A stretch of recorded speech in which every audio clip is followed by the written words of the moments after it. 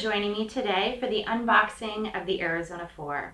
My name is Laura Stevenson, and I'm an assessment consultant with WPS, Western Psychological Services, and I'm also a speech-language pathologist. Today we are going to talk about the Arizona-4.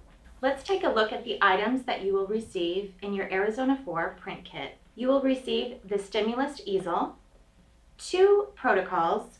The first one is the word articulation and sentence articulation record form. The second one is the phonology coding form, and this is where we address 11 different phonological processes, and the manual. The Arizona-4 uses sound values. Sound values are a weighted number associated with every target sound based on how often it's used in conversational speech. The sound values are shown in the different colored columns on the record form. The Arizona-4 does not count every error as 1 point. Instead, they range in value from 0.5 to 5.0 based upon the target sound value. The Arizona-4 is a test of word articulation, sentence articulation, and phonology.